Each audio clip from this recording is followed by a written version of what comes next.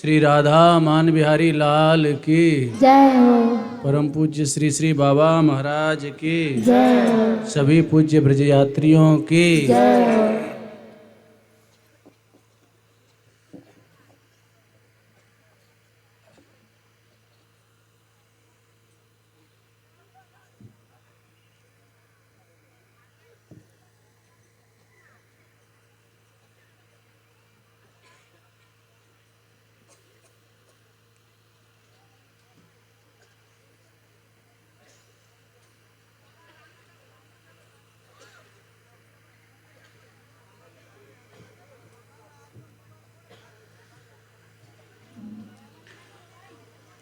श्री राधा रानी वार्षिक ब्रज यात्रा का पवित्र आज का जो पड़ाव है वह पवित्र देवोत्थान एकादशी को, और आज 29वां पड़ाव दिनांक 12/11/2024 को पवित्र उमरा, यह जो गांव है, इस पवित्र स्थान पर यहाँ पर आज का पवित्र पड़ाव पड़ा हुआ है। और यद्यपि प्रसाद के लिए विलंब हो जाता है, और लेकिन सब आज एकादशी है, एकादशी का विक्रम, तो और तो क्या कोई शब्द नहीं है। तो ऐसे पूज्य ब्रजयात्रियों के चरणों में बस प्रणाम ही कर सकते हैं। और आपकी इस भाव राशि का जो है, और आप इतनी ऊर्जा से भरे हुए हैं कि हम लोगों को भी एक ऊर्जा प्राप्त होती है, एक उत्साह प्राप्त होता है। और तस्मात् के नाप्य पाए न मनः कृष्णे निवेशयेत, और किसी भी ब्याज से, और बाकी तो आपका दिव्य तपोमय, दिव्य या आराधनामय स्वरूप है, यह अपने आप में अद्भुत है। और हम जैसे तो सैकड़ों लोग आपके चरणों की रज पर न्यौछावर हैं, क्योंकि आप जो तप कर रहे हैं वो अपने आप में अद्भुत है।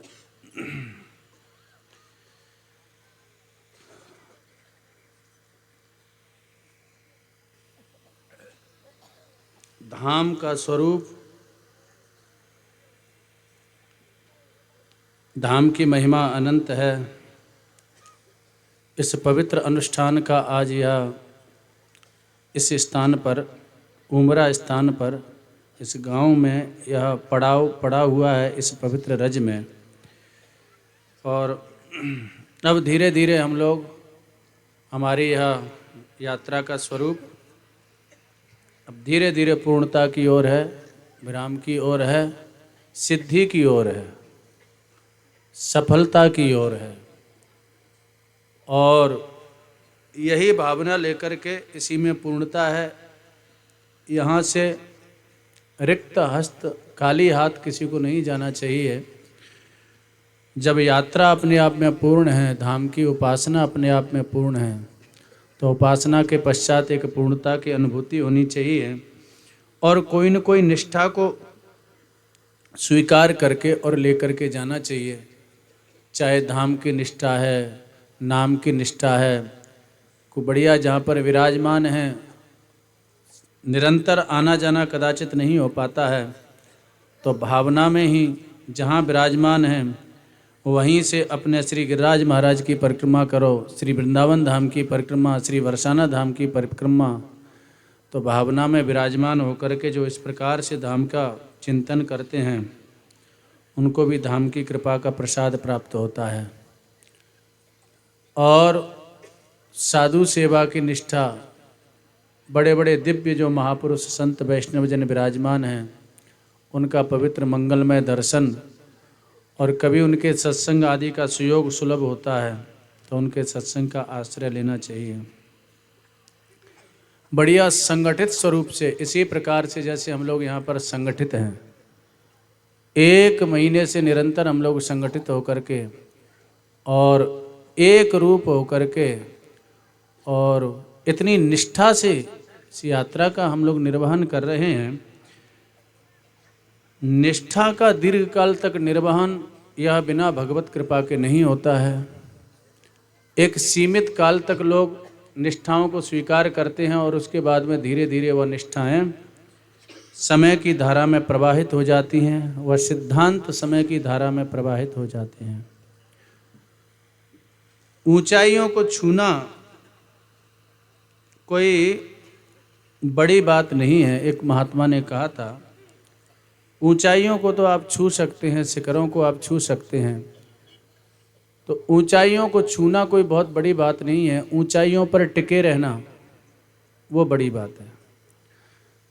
शिखरों को छूना, सफलता के शिखरों को, बोले हमने सफलता के शिखरों को छू लिया, बहुत अच्छी बात है, लेकिन सफलता के शिखरों को छू करके और उन पर टिके रहना वह एक अलग बात है। नहीं तो बाद में लोग समझौता कर लेते हैं, बहुत से लोग, और ऐसा देखा जाता है, बहुत से लोग साधु सेवा आदि आरंभ करते हैं और साधु सेवा से साधना का शुभारंभ होता है और धीरे धीरे जैसे ही समृद्धि काल आदि उपस्थित होता है वह निष्ठाएं, वह सिद्धांत सब गायब हो जाते हैं और अंत में वह साधु सेवा वगैरह भी सब विराम को प्राप्त हो जाती है और बस वही ऐश्वर्य, वही पैसा धेला, वही बहिर्मुखता का जीवन, वो साधना में जीवन सब विराम को प्राप्त हो जाता है।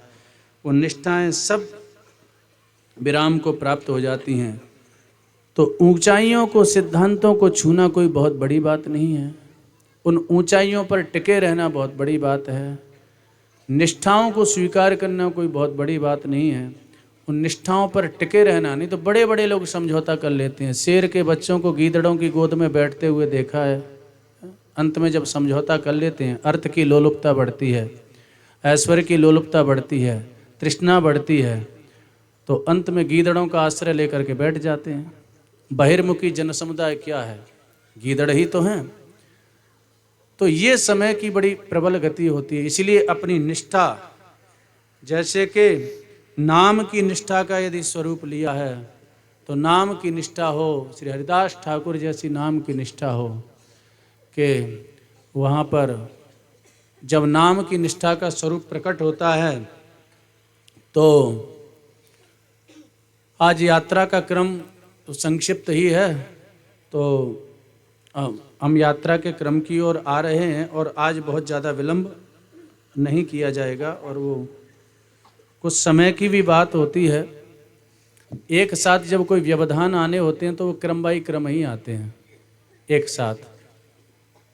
भर्तहरि जी ने लिखा है नीति शतक में कि एक कोई बेचारा व्यक्ति था, संयोग से बाकी टाँट के सबरे बाल उड़ गए, गंजा था, एक तो टाँट पे बाल ना है। वहाँ के बाद वह यात्रा में निकलो तो वैसे तो वो घर से बाहर ज़्यादा आता जाता नहीं था और उस दिन बेचारा निकला पहली बार तो उस दिन इतनी भयंकर गर्मी और सूर्य इतना प्रखर रूप से तपने लग गए। अब एक तो वैसे ही टाँट पे बाल नहीं और एक सूर्य का प्रखर ताप और डबल जो समस्या हो गई। भाग्य का मारा था बेचारा, उसने सोचा कि चलो ताप बहुत है, किसी वृक्ष के आश्रय में थोड़ी छाया ले लें। आम के पेड़ की छाया में बेचारा गया कि कम से कम यहाँ तो शांति मिलेगी, लेकिन वहाँ भी दुर्भाग्य ने पीछा नहीं छोड़ा। ऊपर से एक पक्षी ने आम को जैसे ही खाया तो आम का फल ऊपर से बाकी टाँट पे गिरा, बेचारे की टाँट फूट गई। तो वहाँ को दुर्भाग्य वहाँ भी पीछा नहीं छोड़ रहा। तो ऐसे ही आज थोड़ी सी लीला भाई, जगह जगह पर थोड़ा सा कोई न कोई लीला होती गई और विलम्ब होता गया।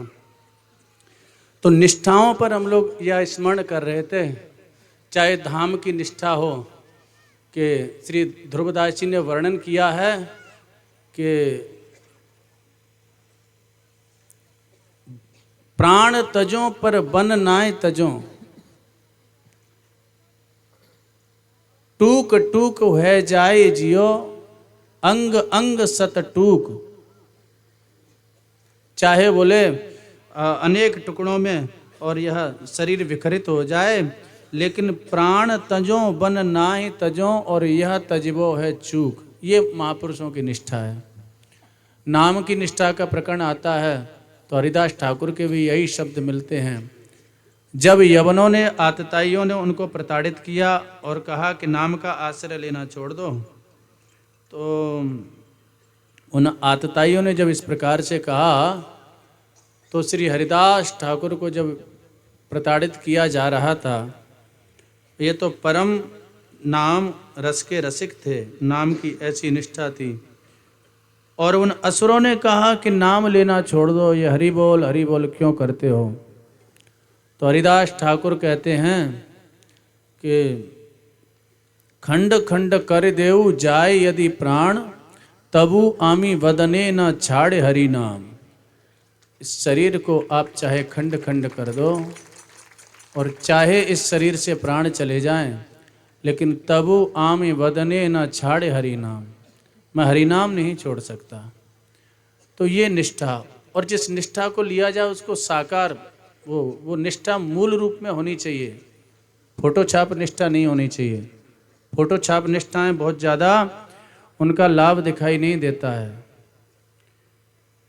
तो फोटो छाप निष्ठा आप समझते ही हैं, जैसे कि नेताजी लोग आते हैं, नेताजी क्या कर रहे हैं, बोले वृक्षारोपण किया जा रहा है, नेताजी के द्वारा वृक्षारोपण। अब नेताजी आएंगे, सीधा जैसे कैमरा खुलेगा और उसके सामने आके बेचारा गड्ढा किसी और ने खोदा है, पेड़ कोई और मजदूर लाया है, खाद कोई और लाया है, बस नेताजी आएंगे उस वृक्ष को पकड़ेंगे और अपनी बत्ती सी दिखाएंगे और कैमरा में अपना फ़ोटो खिंचाएंगे, नेताजी वृक्षारोपण करते हुए। महापुरुषों के सिद्धांतों से, सेवा से कोई मतलब नहीं है। जब कोई कैमरा का विषय आएगा तो उस समय महापुरुषों के आसपास में चिपकने लग जाएंगे, न कि महाराज जी के साथ में हमारा वो फोटो आ जाए। और जो कैमरा हटा, जो मंच हटा, उसके बाद में सेवा में आपको दूर दूर तक ऐसे लोगों का दर्शन प्राप्त नहीं होगा। लेकिन जब फोटो छाप प्रकरण आएगा तो बिल्कुल चिपक करके दिखाई देंगे। तो ये फोटो छाप निष्ठाएं काम नहीं करती हैं। हृदय की जो है वास्तविक निष्ठा जिसका निर्वहन किया जाता है, तो ऐसी कोई निष्ठा, एक उदाहरण लेकर के और हम आगे चलते हैं। एक कोई व्यक्ति था, निष्ठा रक्षा करती है और निष्ठा ही अविचल भाव पैदा करती है। एक कोई व्यक्ति था, उसको बकरी पालने का बहुत शौक था, लेकिन विडंबना ये थी, बकरी का स्वभाव है वो चरने कहीं ना कहीं चली ही जाती है, एक जगह तो रुक नहीं सकती।